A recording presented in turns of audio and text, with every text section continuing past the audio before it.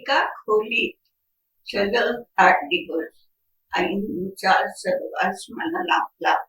आपल्याला काय मिळतंय हे कळायच्या आधी मला ते काही मिळत होतं, कळत नव्हतं पण मिळत होतं.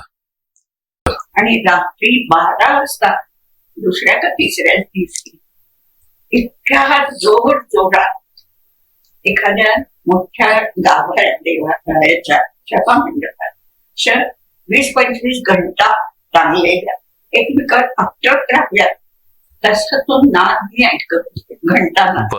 तोपर्यंत त्यांच्या चहासाठी किंवा खाण्यासाठी तवाभाजी किंवा काय त्यांनी काहीतरी ऑर्डर केली होती. त्यांना बराच वेळ लागला आणि आई इतक्या आतुर झाल्या होत्या की केव्हा मी माझ्या घरी पोचते. आणि तो त्यांच्या चेहऱ्यावरच्या भावाचा कोरला गेला. आता मला साधनेकडे मी जरा थोडस वळेन इकडे, की आईंनी तुम्हाला तुमच्या नकळत जे भरभरून दिलं, जे तुम्हाला माहित पण नाही की आपल्याला काय मिळतंय, पण ह्याचा निश्चितच तुमच्या साधनेवरती पुढे तुम्हाला फार उपयोग झालेला असणार आहे. मी आता येणार आहे कुंडलिनीकडे. तर जेव्हा तुम्ही आधी एक सासू सुनाचं नातं होतं, नंतर एक गुरु शिष्याचं नातं त्याच्यामध्ये तयार झालं, आणि मग तुम्ही जेव्हा साधनेला लागला आणि जेव्हा ध्यान सुरू झालं आणि त्यावेळेला कुंडलिनी जागृतीचा तो अनुभव, त्याच्यामध्ये आई होत्या का किंवा तो अनुभव कसा होता हे तुम्ही आवर्जून सांगा. त्याच्या आधीचा एकच महत्वाचा प्रसंग होता. बर 97 सालची गोष्ट आहे. हे सगळं ऋषिकेशचा वगैरे प्रवासाचा खूप परिणाम होता. सगळं झालं आणि मला आई रात्रीच्या ध्यानाच्या वेळेला मी सांगितलं होतं 3 वेळा ध्यानात बसावं. मी रात्री पण बसायचे आणि त्यावेळेला सगळे जे माझे परिचित आहेत लहानपणापासून आता माझं कार्यस्थळ असेल, घरातलं सासर माहेर शेजार, त्यांच्या एकेकाचा चेहरा समोर आणायची आणि त्यांचं कल्याण पाहतो, त्यांचं भलं पाहतो असा विचार करायचा. म्हणजे विश्व शांतीचा समाधान करणार. तर त्याचा एक परिणाम असा झाला की 2-3 वर्ष हे रात्रीचं माझं ध्यान. त्यामुळे मला एका संध्याकाळीच्या वेळेला 8:30 ते बाहेर आले होते. भाजी घेऊन घाई जेवण केली, दमले होते खूप. आणि बाबा टीव्ही बघत असताना त्या म्हटलं तुम्ही काही पण करा, मी आता लवकर झोपणार. म्हणून मी झोपायला पॉटवर केले आणि आता आडवी होणार. तर मला वाटलं अरे 5 मिनिटं तरी बसू द्या, आपल्याला सवय आहे रात्री झोपण्याच्या आधी बसायची. बसले आणि मला जे दर्शन झालं ते काय होतं? ते असं होतं की साधनाची कशी सुरू झाली त्याचं फलित होतं. मी एक छोटा फुलभाजी उडवून झाल्यानंतरचा छोटासा भाग शिल्लक राहतो प्रकाशाचा, तेजाचा, तेवढ्याच उंचीची छोटस मूल होते. 2-2.5 वर्षाचं 1.5 वर्षाचं. आपल्याच नादात चाललंय कोणाच मागे. तर खूप मोठा असं वेडिंग रोप असावा पारदर्शी 13-14 फूट उंचीचं कोणतरी पुढे आहे. तो पांढरा कपडा सुद्धा मागेपर्यंत आहे. त्याच्या मागणं निश्चिंत निर्धास्त चालते. का ही मला चिंता नाही जगाची की आपल्याला कोणी वाटेत काही काकड मुलांना भीती वाटते. बरोबर. आणि सगळे रस्ते पांढरे शुभ्र, जसं काही कापसाचा पिंजूर मिळते बाबा तसे डोंगर असतील. चालले मी आपली मागे मागे मागे. हे गुरूंच्या मागे जाणवतं. त्या आई होत्या आणि थोड्या वेळी आईने मला उचलून हातावर घेतली. मी किती छोटी होते, त्या 13-14 आणि असं धरून पुढे उभं केलं. पुढे कोण होतं? सबंध क्षितिजापर्यंत फक्त स्वामीजींचा चेहरा. पांढऱ्या शुभ्र ते आकाश अवकाश आणि भुभुळांचा काळा दिवस, नागपुड्यांची पोकळी, ओठांचा लांब आणि थोडासा थरकापला असं काय बघायचं. बरोबर. हो, अचानकपणे गळ्या बसले असणारे ते पांढरे शुभ्र हाताच्या त्या पाकळ्या, कुठे छमक्या हा कुठे अंगठी संपली, कुठे पुढे सुरू झालं, हं. काही नाही, सगळं पांढरं सुटलं. हा फक्त रंग कुठे उगळा, हा नाकाच्या हा पोकळीत हा काय उठायचं. बर आज हिला आणलंस हा रे असं ते वा आईला विचारतायत. आणि मी मस्तक खाली झुकवून हम्म, संपूर्ण वसायता म्हणून दाखवलं स्वामीजींना. वा हो म्हणजे क्या बात. सद्गुरूंकडून परमगुरुदेवांकडे तुमची ती वाटचाल, मला वाटतं हा तुमचं पहिलं दिव्य दर्शन असेल नाही. तर हे जे दर्शन होतं हे तुम्ही आईंना सांगितलं का? बाई, मला एवढी उत्सुकता होती, केव्हा सांगते, केव्हा मग आईंची त्याच्यावर काय प्रतिक्रिया होती? अगं हे विश्वरूप दर्शन.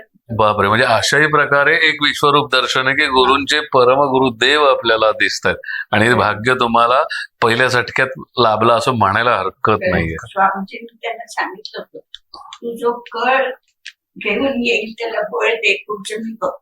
वा, तसं ते जसं काही आईनी मला स्वामीजींच्या हाती सोपवलं. मग इथून पुढे तुमच्या ध्यान साधनेला सुरुवात झाली असं म्हणायला हरकत नाही. आईनी सुरुवात केव्हा झाली तो प्रश्न पण सांगते. आईने बर. जेव्हा स्पष्ट म्हटलं की तुझा प्रवास सुरू झाला, बर आई घरी राहायला आवडते हा 97च्या मे मध्ये. बर आणि त्या केल्यानंतर आम्हाला लगेच परत जायचं होतं, सुट्टी संपली की. आणि दुपारची जरा वेळ आडवी झाली होती. तर मला दिसलेलं दृश्य असं होतं की आम्ही दोघं कुठेतरी घाईने निघालोय, आम्हाला ठराविक इष्ट ठिकाणी पोहोचायचंय. हम्म. आणि समोर असलेलं वाहन ते भरलंय, कंडक्टर म्हणतो आता नाही जागा, निघालो. हम्म. मला खूप वाईट वाटलं, रे आपण एवढी धडपड करून तिकडे हा, पोहोचलो आणि ते जाता आलं. आणि दुसऱ्या क्षणी हम्म. माझ्या पुढे अत्यंत गडगडाट करत, देशाचा लखलखाट करत, साधारण 8 बाय 6 व्यासपीठ असावं तसं बर विमान, वा त्याला एक तसूभर पण जागा नव्हती अशी, हम्म. जिथे गिरा होती.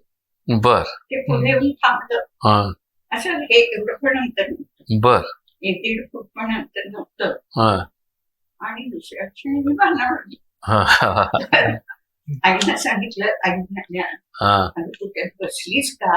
हा नाही नाही. मला वाईट वाटलं की मला जाणवलं की हे माझ्यासोबत चाललंय. हम्म.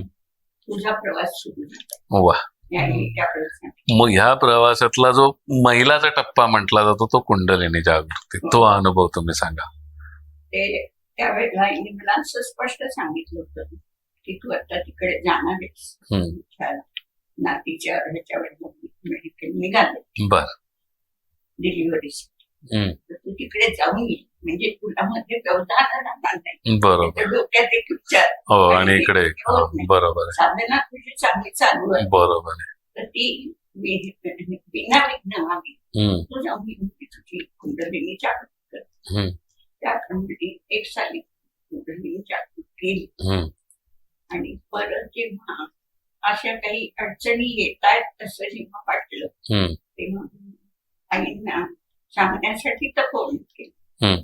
नाही पण तो कुंडलिनी जागृतीचा अनुभव काय होता? तुम्हाला आईंनी बोलवलं, तुम्ही परत आलात आणि आईंनी कुंडलिनी जागृत केली, आईंनी स्पर्श तो तो केला. हा तो क्षण काय होता तो सांगा. आईंनी स्पर्श केला. हा त्यावेळेला मला ते जाणीव झाली चक्रांची त्या त्या ठिकाणी. हम्म. आणि मध्ये काही अशा घटना घडल्या की माझ्याकडनं तितकी साधना झाली नाही. तीव्रतेने झाली नव्हती. हम्म.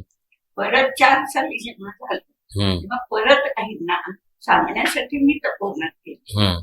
पण तेव्हा अशा काही व्यक्ती तपोवनात होत्या की आईंची एकांतात आपल्याला बोलता येत नव्हतं.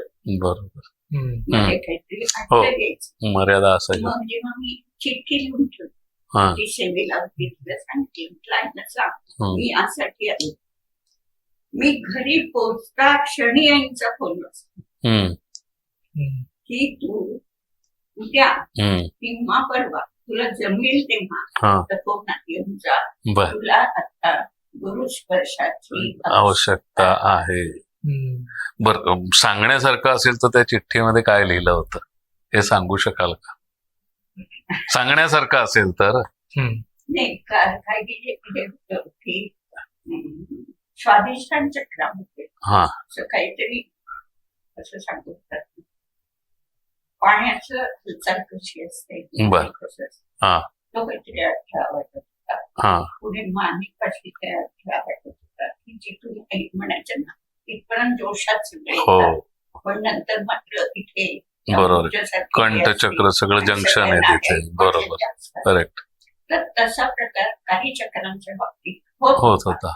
आणि 6व्या चक्राचं तर आता मला हे सगळं उलट सुलट जावं लागतंय पण काही हरकत नाही, नाहीये. हरकत नाही.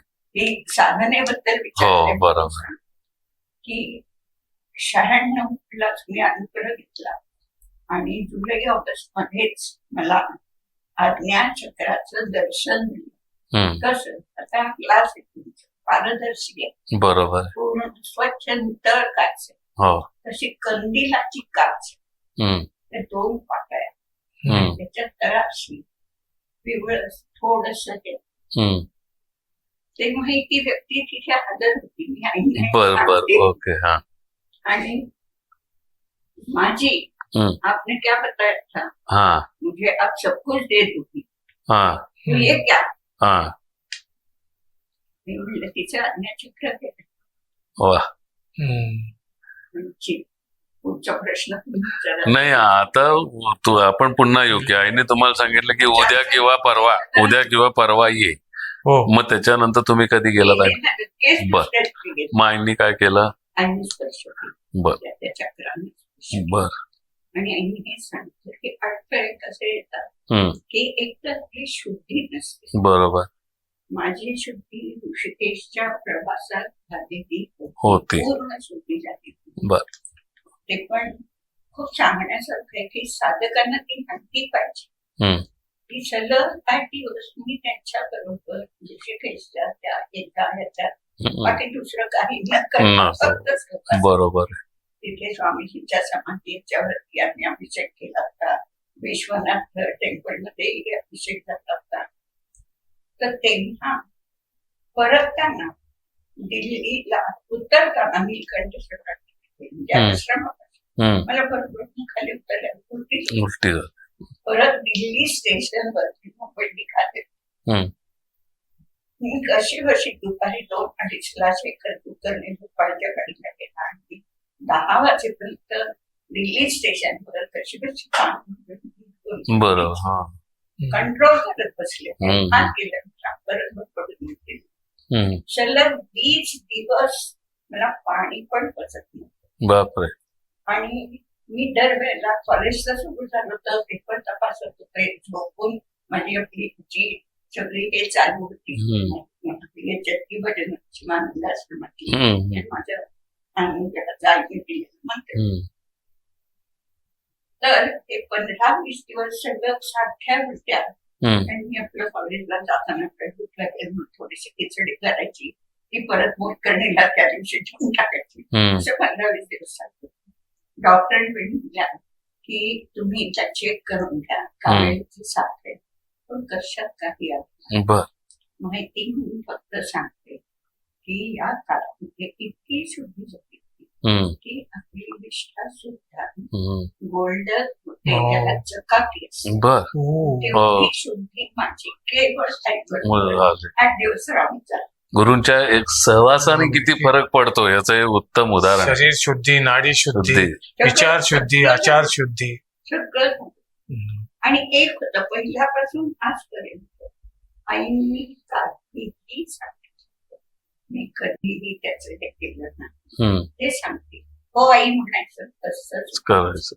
पण मग आता जेव्हा तुम्हाला आईने स्पर्श केला त्यावेळेला आई म्हटलं की शुद्धी व्हायला हवी आणि आईने स्पर्श केला. मग त्यावेळेला आईने काही सांगितलं का की शुद्धी आता करण्यासाठी काय केलं पाहिजे बुवा ही शुद्धी राहिली पाहिजे? ते आईने सांगितलेलं होतं मला माहिती होतं.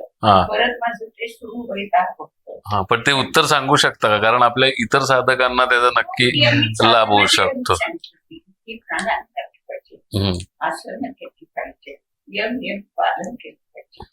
नोकरी करत असताना घरातलं बाकीचं सांभाळत असताना एक सगळं घडू शकत नाही. बरोबर. मी तेव्हा 8 वर्ष 2 ठिकाणी आणि त्यामुळे खाणं कधीतरी बाहेरचं घ्यायचं जिथे अन्न दोष म्हणजे आपण सांगितलं गेलेले कुठले ना कुठले तरी दोषांनी येतात. अन्न आपल्या शरीरात जातं आणि खूप दीर्घकाळ त्याचा परिणाम आपल्यावरती. बरोबर आहे. आपली शुद्धता आपण पालन करणं अतिशय आवश्यक.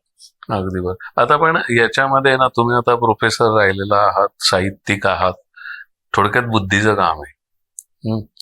आणि अध्यात्मामध्ये फार बुद्धी चालवणं योग्य नाही खरं तर, कारण मन आणि बुद्धीच्या पलीकडचा हा विषय आहे.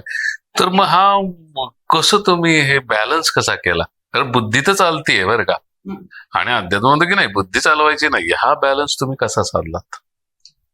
आईंचं पुष्कळ वेळातील संकेत त्यातनं मला मिळायचे. हा.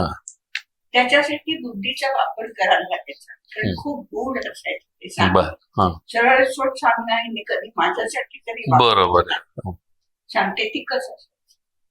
एरवी बुद्धी मात्र नाही वापरायची हे 2-4 वेळच्या यांनी मी शिकले होते. हो, कारण विशेषतः ध्यानामध्ये बुद्धी फार त्रास देते. फारच अतिशय, हा. म्हणजे अडाणी माणूस फार पटकन पुढे जातो. हो. पण शिकलेला माणूस मात्र त्याचा अहंकार परत परत आणि ज्यांनी 4 पुस्तकं वाचली त्याचा तर विचारच नका. हो. खरंय. हे मला तर खरा पश्चाताप असा होता. तुम्ही जरी डॉक्टर उल्लेख केला हा. तरी मला असं वाटलं होतं की मी इतकी वर्ष का वाया घालवली हा. बदल्याने ज्ञान मला बरोबर. जर लवकर आई मिळाली असत्या तर किती चांगलं. खरंय. पण दिलीप शिंदेना मी एकदा उत्तर दिलं. हा. ते म्हणजे ते त्या काळा एवढ्या शिकलेले आहेत, त्याच्यावर त्यांनी पटकन सांगितलं होतं की डिग्र्या घेता सुद्धा खूप कष्ट पडतात, म्हणजे त्या कष्टांचं किंमत आहे ना होती. त्याचं चीज झालं पाहिजे. त्यांचं आणखीन एक विशेष सांगते होता की बायकांना मागे ओढता कामा नये. बरोबर. दिल्लीत जेव्हा आम्ही परत फिरलो, मला काही आईनी वाचायला दिलं. त्याचं मग तुम्ही विचारत होता, विचारायचं तो प्रश्न असा होता की आपले शर्मा त्रिलोकीनाथ शर्मांचा तो प्रश्न होता. तो दिल्लीचे साधक. हा. त्यांनी तुमच्या हातात काही वह्या दिल्या. त्याचं सांगते की त्यात 6 वह्या होत्या आणि जे आईंनी ध्यानातनं तिकडनं आई बोलले आहेत आणि त्यांनी ध्यानातनं ते ऐकून आपले शेजारी ठाकूर सिंग ते लिहून घ्यायचे आणि त्याच्यावरून आपला आकाशात तिथं ग्रंथ. बरोबर. माझ्याकडनं फार मोठी चूक अशी झाली की ते काम माझ्याकडे येत होतं. अरे वा. देवदत्त कर्माने असं झालं. निघायच्या वेळेला दुपारी 2ला त्यांचे कर्मकर्माला पण निघालं. माणकापुरांकडनं मी आले त्यासाठी मी मुलाखती घेतली आणि आईने माणकापुरांची मुलाखत घ्यायला सांगितली. ते चित्ररथासाठी महाराष्ट्राच्या त्यावेळी खूप हो. तर तिथे मी जाऊन त्यांना काही प्रश्न वगैरे विचारले आणि परत आल्यानंतर मी आईना रिपोर्ट करणं आवश्यक होतं. मी आमच्या खोलीत केले नाही, कारण मला अजून पॅकिंग वगैरे करायचं होतं, जेवायचं होतं आणि निघायचं. तर मी पटपट सामान वगैरे भरलं आणि मग आईना जाऊन सांगितलं काय ते माणकापुरांचा तुम्ही चांगलं होता, पण त्यांनी काही मला भाव दिलेला नाही. सांगितलं काय मला कविता वगैरे सांगितलं, पण मला मग त्याचं नाही का. बरोबर. म्हणून मी आईकडे वळले पण नाही बरं का. असं राहत असते तरी मला आल्या विदुषी आणि मी असं एकदम डोकं मांडीवर त्यांच्या घुसळलं. काय हो आई चेष्टा करता तुम्ही माझी. ते माहिती हे बापले केलं की अगं आपण बायकांचे करतो, पाय मागे होतो, जे खरं आहे त्याचं कौतुक गौरव केलाच पाहिजे. स्त्रियांची जी मानवी होते फारशी किंमत समाजात दिली जात नाही, ते अतिशय चुकीचं आहे. हा त्यांचा पूर्ण शेवटपर्यंत ही धारणा होती, म्हणजे गुरु म्हणून ते पण. पण हे वाक्य कोणाच्या संदर्भात होतं काय की स्त्रियांचं पाय खेचतात?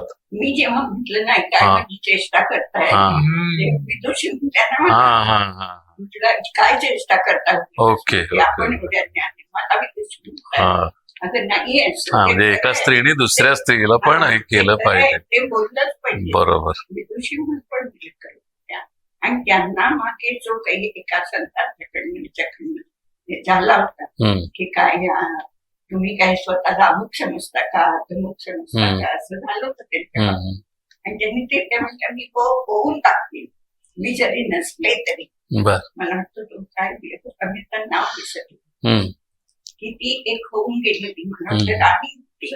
बर. हा चुडाला चुडाला. तुम्ही स्वतःला काही चुडाला समजतात का का? हम्म. मी चुडाला जरी नसले तरी मी होऊन टाकली. आपलं इकडे पुन्हा आपण विषयावर येऊ हम्म. की तुम्ही ते सांगत होता की त्रिलोकीनाथ शर्मांचा जो तो ग्रंथाचं काम तुमच्या हातून हा. गेलं ते कसं या गेलं? वह्यामध्ये मी वाचन केलं. हा. शुभद आहे जर अनंतरेखन तर थोडी कल्पना कर माझ्या एक समज काय होता की आई आता मी ते परत येतो तेव्हा आपण निवांतपणे या वया वाचूया आणि मग त्याचे आई काय सांगतील तसं काम आपल्याकडनं करू शकतो. फक्त मी हे बोलायची बोलले नाही ही चूक केली की आई हो मी वाचते ते पण तिकडे आहे. बर. मी असं जरा चाळण्यासारखं केलं हा. आणि यांच्या हातात वह्या दिल्या. बर. आणि त्या वह्यांमध्ये खरंच सांगते इतकं काही अनुभव होतं हम्म, की ते सगळं तुमच्यापर्यंत पोचलेलं नाही. मला अजूनही असं परत परत एक खेळ वाटतं. हम्म. कारण का तर एका प्रवचनात आणि जे आता आपल्या प्रवचनाचा ग्रुप आहे त्यात हो. प्रवचन मी अनेक वेळा ऐकलंय. बरोबर. हो हो. त्याच्यात आईने म्हटलंय की बऱ्याच जणांना कल्पना नाही की माझ्या शिवाशी माझ्या विष्णूशी माझ्या स्वामीजींशी किंवा त्याहीपेक्षा वरच्या सगळ्या पातळीवर हम्म. काय संबंध होता आणि कोण होते ते कुणाला कळले. अरे बाप. हे सगळं त्या त्याच्यामध्ये लिहिलं. त्याचा समावेश होता. पण त्या वह्या परत माझ्याकडे एकट्या नाही. हम्म, ते काम दुसऱ्या कोणते पुस्तक आलं बरोबर. पण पण तो अजूनही वाटतं की ते की ती जिथे मोठा ठेवा होता तो पोचलेला नाही. तो मोठा ठेवा मला वाटतं आपण शोधून काढला पाहिजे. हो की गुरुकृपेने सद्गुरूंची कृपा असेल तेव्हा साधकांच्या समोर निश्चित येईल आणि हीच आपण आईंकडे ती प्रार्थना करूया. आता तुम्ही जे बोलता बोलता चितगंधाचं तुम्ही लेखन केलेलं आहे आणि त्यासाठी तुम्ही मुलाखत घेत होत्या. मला तुम्हाला हा प्रश्न विचारायचा आहे की चितगंधा लिहित असताना तुम्हाला समजलेल्या आई याविषयी तुम्ही मला सांगा. बरोबर. आई अनेकांच्या मी मुलाखती घेतल्या. हो. घरातल्यांच्या घेतल्या पारच्यांच्या घेतल्या साधकांच्या घेतल्या. त्यातनं मला गुरुभाव कळत गेला हम्म. की आईचं सामर्थ्य काय आहे कोणी कोणी काय काय मिळवले. तर त्या मिळकतीत त्या कमाईमध्ये मलाही काही व्यावहारिक पण हे मिळत गेलं. हम्म, मोठ्याने असं सांगितलं मला की कुठेही खरेदीला वगैरे जायचं असेल पाण्याच्या दुकानातून तरी आईचं काय असायचं जेवढं आपल्याला हवं आहे तेवढ्याचीच यादी करायची आणि तेवढंच आणायचं. हम्म, पुढची वस्तू केवढ्या दुकानात गेलं मग हे घेऊया मग ते राहू दे नंतर उपयोग पडेल. संग्रह करायचा नाही. संग्रह. Exact. हम्म, तो संग्रह पुढेही त्यांनी मला अगदी महिनाभरासाठी आज्ञा देऊन हम्म, सांगून टाकलं हम्म. की या महिन्यामध्ये तू आता काहीही बाहेरून आणायचं नाही. नाहीस. आणि आहे ते घरातलं सगळं ती वापरेल. हम्म, ते सगळं संपव हम्म. स्टोर किंवा सगळं ती शिकवण व्यावहारिक पातळी बरोबर. त्यांनी मला ते माहिती दिली मुक्ताच्या माध्यमातून आणि आता 2 महिन्यापूर्वी दिली आणि बर. ती पूर्ण महिनाभर पाहिली आणि पुढेही अजून आहे ना घरात काय आणायची. ही मुग्धा व्यक्तिरेखा कोण हे दर्शकांना जरा समजलं पाहिजे. आईच्या अतिशय प्रिय असणाऱ्या त्यांच्या एकुलत्या एक सुंदर म्हणजे हेमंत दादांची मेसेज. एकच मुलगा आहे आणि तिने शेवटपर्यंत सोन म्हणून नाही ती खरं तर आमची लेखच आणि तिनं लेखीसारखंच वापरले इंग्लिश आणि तिने पण ते तसं नातं सांभाळलं टिकवलं. जळगाव मधल्या साधकांचं सत्संगात केंद्राचं काम करण्यात तिचं खूप पुढाकार. सगळ्यांची ती संबंध चांगले ठेवून होती साधकांची. आईंना जो मान देणं अत्यंत आवश्यक होतं ते आई करत होती. आणि त्यांचं एक घट्ट नातं होतं बरं का. हा, तेच सांगते मायलेकीच हो, मायलेकीचं नातं होतं. आता नातेवाईक म्हणून मला काय आणखी मिळालं हो. त्याच्या संदर्भात सांगते की जेव्हा हेमंताच्या मुलाची मुलगी होती हम्म. आणि हेमंताने ठरवलं होतं की कोणालाही बोलवायचं नाही, घरातले आपण चार हम्म. म्हणजे मोठा मोठा हेमंता, मुलगी आणि मुलगा, पाचवं कोणी नाही, आई पाठवली. तर आई ही माय कशी होती, हो. वात्सल्य कसं होतं त्यांचं सुनेच्याही बाबतीत. त्यांनी बुद्धाला सांगितलं की तू तुझ्या आईला बोलव, हम्म. तुला तुझी आई म्हणून वाटणारच ना, तिच्या नातवाची मुलगी आहे. बरोबर आहे. आणि आईंनी आमंत्रण केलं. हम्म. हे सुनेचं मन मुळात हम्म. एक आईच ओळखू शकते. अगदी बरोबर आहे. दुसरं कोणी नाही. अगदी खरं आहे, अगदी. आणि आई पुष्कळ वेळेला मी बाकीचं म्हणजे तू प्रश्न करून म्हणून सांगते हा. की असं घडायचं की इकडे साधक आहे, त्यांना त्या घरातलं सांगू शकत नाही. बरोबर. इकडे मुलं आहे, म्हणून पण काही गोष्टी बोलू शकत ते एक जवळकीचं नातं नातं. आमच्या दोघींच्यात वा. होतं. हा. आणि तसं सांगत पण होत्या. बर. आईनी जेव्हा मला चटल्या पहिला सिद्ध लाखाच्या वेळेला दिल्या हो. की तू ये, अजून आपलं एक पुस्तक होईल, तू हे लेखणीचे वाढली कधी. हो. त्यावेळेला आईना म्हटलं आणि ते खूप मोलाचं, त्याचे अगदी 2-3 वर्ष मला नुसतं वाचायला दिलं. म्हटलं हे खूप टिकवून ठेवलं, ते अतिशय मोलाचं. बरोबर. ते मोलाचे असं मी बोलले तेव्हा मी काय म्हटलं, अगं ही हेमंताची स्टेट आहे, बर. म्हणजे त्या कायमच्या माझ्याच दिल्या नव्हत्या तेव्हा. बरोबर आहे. म्हटलं काही थोडं सूत्र घेऊ का, हा. तर त्याची माझी पोट बघून आणि नंतर मला ते सिद्ध दाखलाचं काम बर. केलं. किती छान. पण हा वारसा कोणाचा आहे? बर. हेमंताचा. पण म्हणजे तुम्हाला हे भाग्य लाभलं की एकीकडे आईंचे नातेवाईक म्हणून तुम्ही होता, एकीकडे आईंचे साधक म्हणून होता. ह्या डबल रोल मध्ये, एका 2 भूमिकांमध्ये दुवा साधला. दुवा साधला तुम्ही आणि आईंच्याकडनं तुम्हाला खूप शिकायला मिळालं.